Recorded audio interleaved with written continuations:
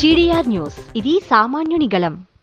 కూటమి ప్రభుత్వం ఏర్పడిన తర్వాత సీఎం చంద్రబాబు నాయుడు చొరవతో ఫార్మసీ కౌన్సిల్ ఎన్నికలు విజయవంతంగా నిర్వహించబడ్డాయి. ఇప్పుడు ఎగ్జిక్యూటివ్ బాడీ ఏర్పాటు కోసం ప్రభుత్వం అనుమతి ఇవ్వాలని Andhra Pradesh chemist and druggist association committee సభ్యులు కోరుతున్నారు.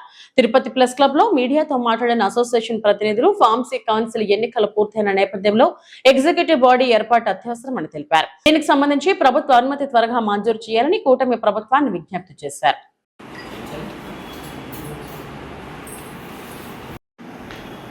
ఎంప్లాయ్మెంట్ కానీ, వేర్ హౌసెస్ కానీ, తర్వాత పవర్ కన్జంప్షన్లో కానీ లాస్ అవుతున్నాము.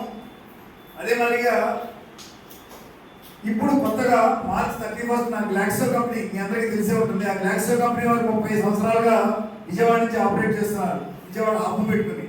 అలాంటిది ఏప్రిల్ 1 నుంచి సడన్గా మేము హైదరాబాద్కి షిఫ్ట్ అయిపోతున్నాము, విజయవాడ ఆంధ్రప్రదేశ్లో కార్యకలాపాలన్నీ క్లోజ్ చేస్తున్నామని చెప్పారు. దాంతో మా అసోసియేషన్ పరంగా మేము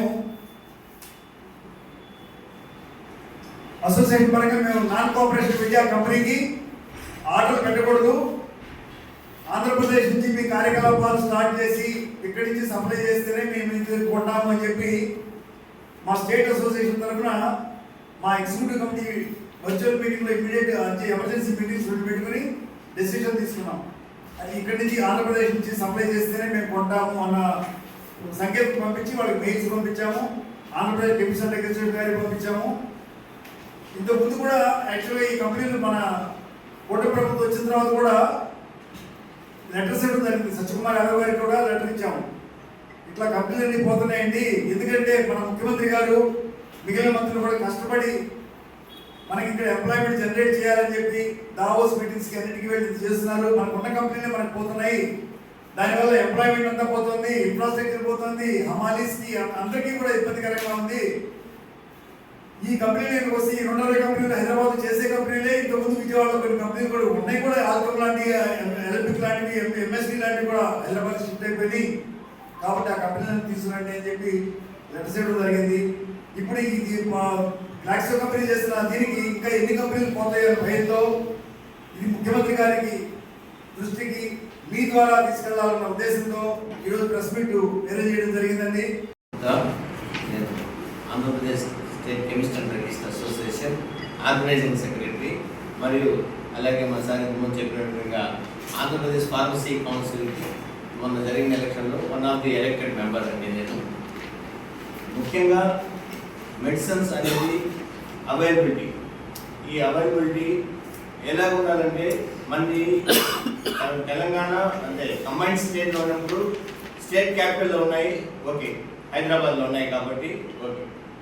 ఇది డివైడ్ అయిన తర్వాత కూడా మనకు హైదరాబాద్ నుంచే సప్లై అంటే లేట్ అవుతుంది, ప్రాసెస్ లేట్ అవుతా ఉంది. ఒకటి దాని మీద మన డిపార్ట్మెంట్ ఇక్కడ ఉండే డ్రగ్ డిపార్ట్మెంట్కి కంట్రోల్ లేకుండా పోతుంది. నెంబర్ ఆఫ్ ఈ మధ్య మీరు చాలా చూసుంటారు, స్పోరియస్ డ్రగ్స్ అక్కడి నుంచి ఇక్కడి నుంచి మ్యానుఫ్యాక్చరింగ్ వస్తున్నాయి. వాటి మీద ఇక్కడ ఉండే మన డ్రగ్ డిపార్ట్మెంట్కి కంట్రోల్ లేకుండా వెళ్తా ఉంది. అదొక ఇష్యూ. కన్జంప్షన్స్లో కానీ టర్న్ ఓవర్లో కానీ మన ఆంధ్రానే ఎక్కువ ఉంది. ఇక్కడికి రావడం వల్ల మనకేం బెనిఫిట్స్ అని అంటే స్టేట్కి రెవెన్యూ పెరుగుతుంది, అలాగే ఎంప్లాయ్మెంట్ వస్తుంది, రెవెన్యూ అండ్ ఎంప్లాయ్మెంట్ అన్ని డెవలప్ అవుతాయి. అలాగే మెడిసిన్స్ సకాలంలో సప్లై అవుతాయి. కరోనా లాంటి టైంలో కంపెనీ నుంచి వచ్చే పాయింట్కి రావడం, ఆ పాయింట్ నుంచి అక్కడికి తెలంగాణలో వాళ్ళకి ఇమ్మీడియట్గా వాళ్ళకి సప్లై ఫస్ట్ రావడము, మనకు లేట్గా సప్లై రావడము, ఇవన్నీ కూడా మేము చాలా రకంగా ఫేస్ చేసాము. ఇది మన హెల్త్ మినిస్టర్ గారికి 2-3 సార్లు మనం రిప్రజెంటేషన్ చేస్తున్నాము. కానీ ఈ మీ ద్వారా వెళ్తే ఇంకా ఎఫెక్టివ్గా ఉంటుందనే ఉద్దేశంతో ఈరోజు మనము ఈ సమావేశం ఏర్పాటు చేసుకోవడం జరిగింది.